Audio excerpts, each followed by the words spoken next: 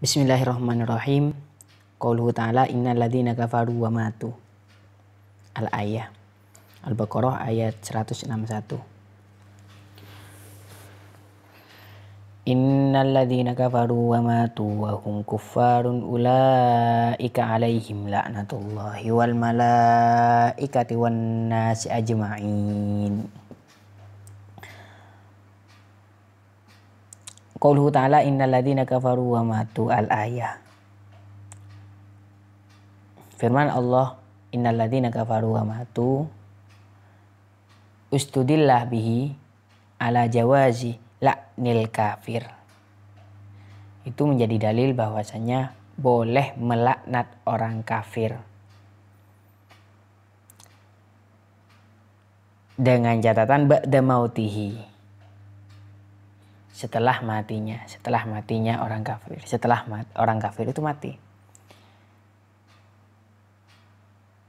Khilafan liman qala innahu la faidah. Beda dengan yang mengatakan bahwasanya melaknat orang kafir yang sudah mati itu tidak ada faedahnya.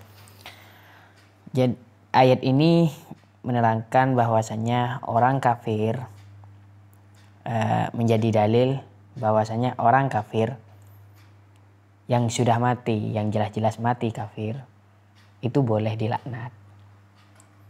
Jadi kita boleh melaknat itu hanya kepada orang kafir yang sudah mati. Kalau kepada orang Islam, bahaya. Jangankan orang Islam, orang kafir saja yang belum mati, itu juga haram, tidak diperbolehkan.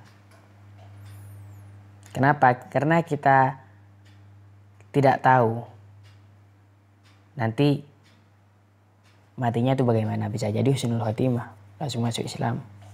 Belum tahu. Bahkan kalau di hadisnya itu, kalau kita melaknat seseorang, maka laknat itu pergi ke langit. Kemudian pintu langit terkunci. Mau turun lagi ke bumi, pintu bumi juga terkunci.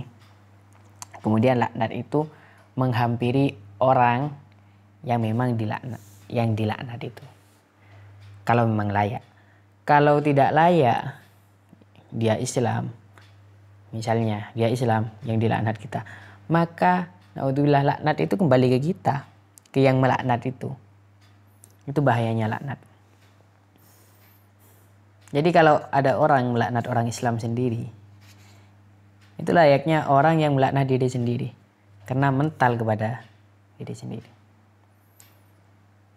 Kalau di Isyadur Rafiqnya, Syarah Sulam Taufik itu, melaknat Yazid bin Muawiyah,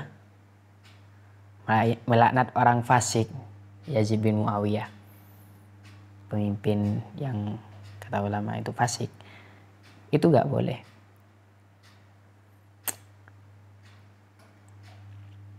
Jadi kita kalau melaknat itu berhati-hati, hati-hati dalam melaknat. Yang kita bisa laknat hanya orang yang kafir yang sudah mati.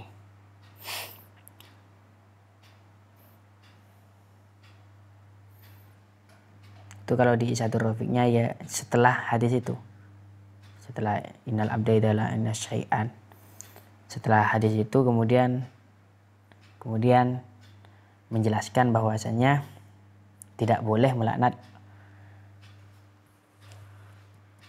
seseorang yang muayyan ditentukan, disebut namanya siapa orang itu, meskipun itu fasik.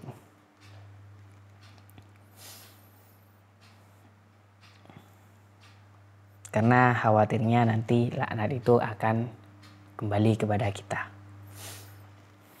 Na'udzubillahi min dzalik. Wallahu a'lam bishawab.